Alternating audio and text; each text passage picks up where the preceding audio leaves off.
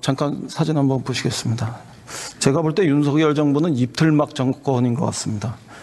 국정기조를 바꾸라는 국회의원, R&D 예산을 문제 제기하는 카이스트 졸업생, 그리고 의대 정원 문제를 얘기하는 의사들의 입을 줄줄이 계속 틀어막고 있습니다. 이거 어떤 규정에 근거해서 이런 행위를 하는 겁니까?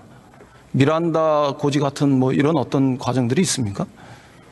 지금 잠깐 말씀하신 그런 그 경호의 일부로서 이루어졌던 행위들은 경호 규칙에 따라서 그러한 그 조치를 한 것이다 이렇게 생각을 합니다. 그리고 의사들의 입을 막고 있다는 것은 저는 조금 동의하기 어렵습니다.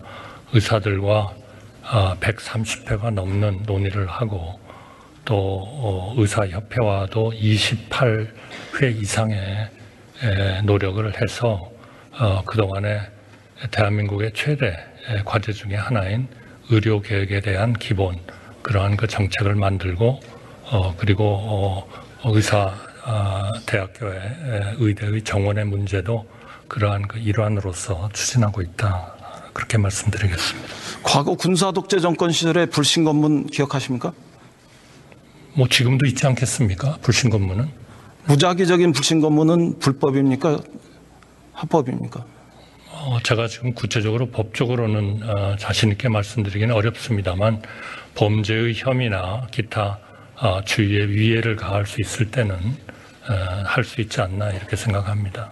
나름대로 상당성이 있어야 되고 또 제재를 최소화할 수 있어야 되고 그리고 또 자기 신분을 고지할 수 있어야 자유민주주의적인 법 질서라고 얘기할 수 있지 않겠습니까? 여러 부분은 지금 의원님 말씀이 저는 옳다고 생각합니다.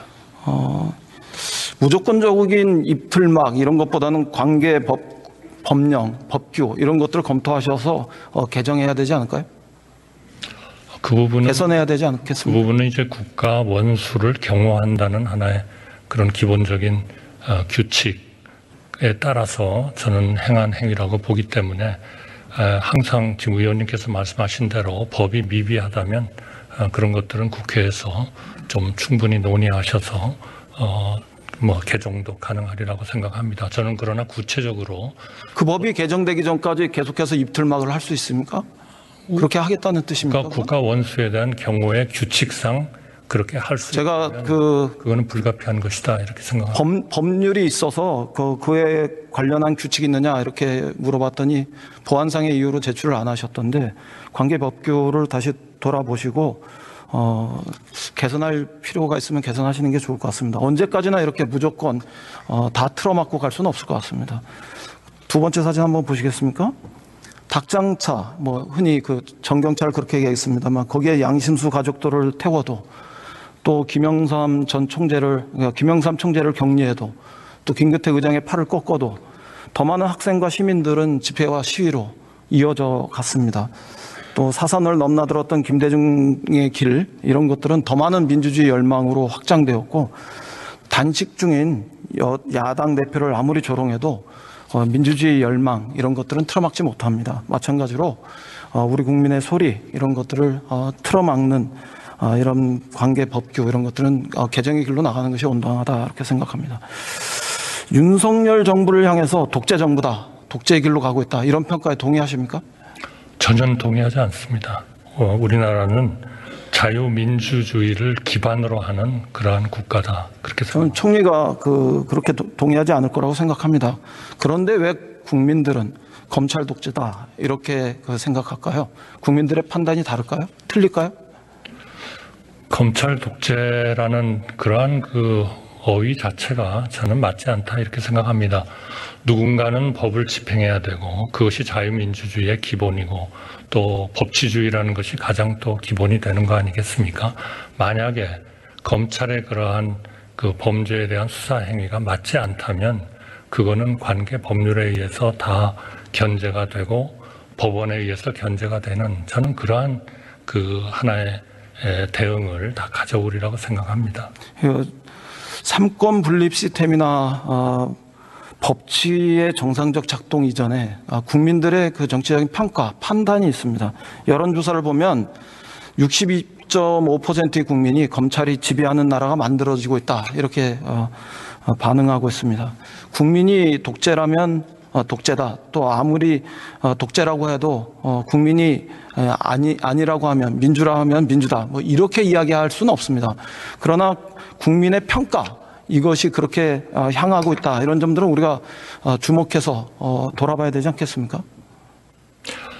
의원님께서 정확히 어떤 조사를 말씀하시고 또 그 조사가 정확히 어떤 질문을 누구에게 던지느냐 하는 것에 의해서 상당히 저는 그 평가가 달라지리라고 생각합니다. 한마디로 얘기하면 헌법에서 정한 자유민주주의적 기본 질서, 이것은 우리 정부가 또 어떤 정부가 되더라도 절대로 양보할 수 없는 하나의 헌법적 가치고 또 우리 국민이 지켜야 하는 그러한 또 우리의 하나의 국가 체제가 민주공화국으로서 당연히 지켜야 하는 그러한 그 하나의 기본적인 원칙이고 또 정신이다 이렇게 생각합니다.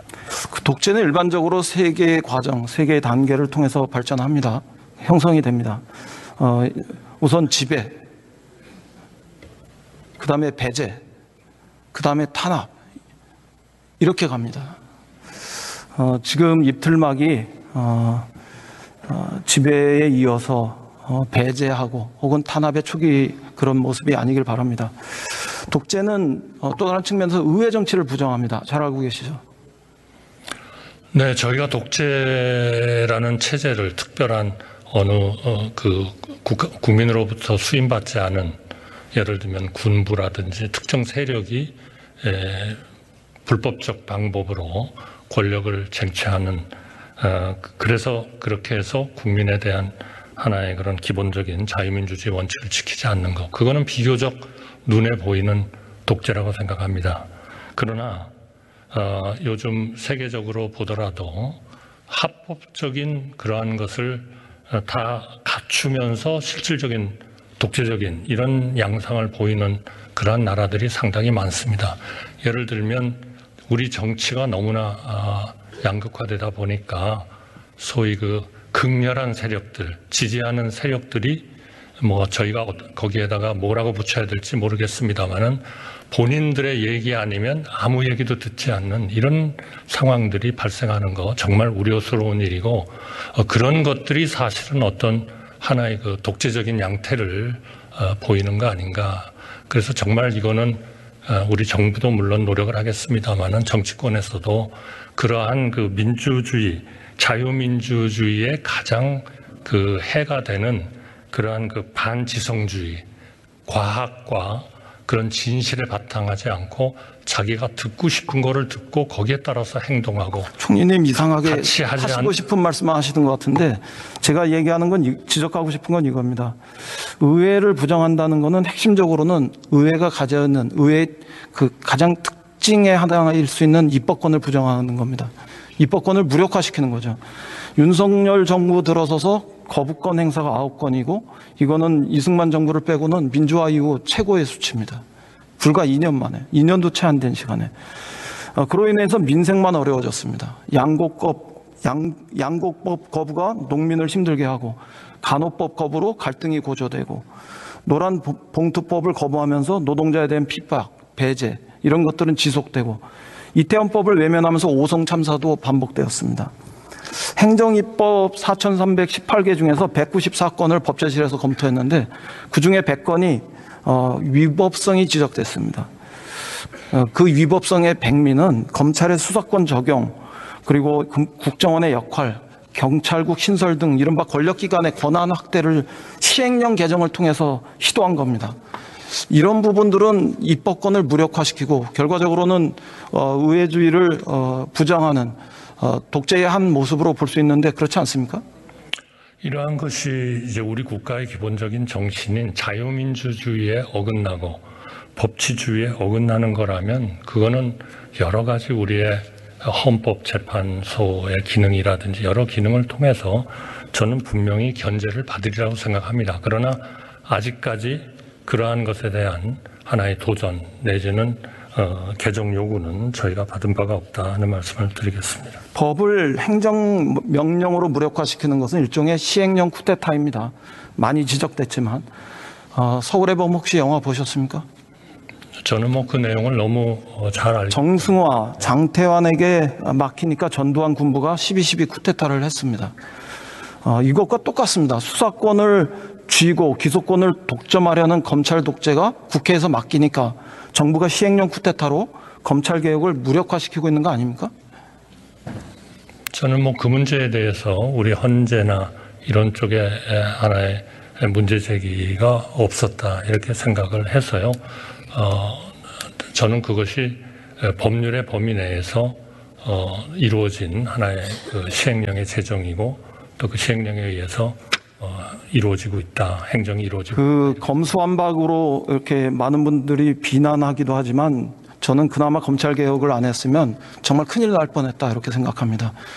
그럼에도 불구하고 그런 검찰권을 시행령을 통해서 그대로 유지하고 있음에도 불구하고 왜 김건희 여사 문제 앞에서만 서면은 정치검찰은 약해집니까?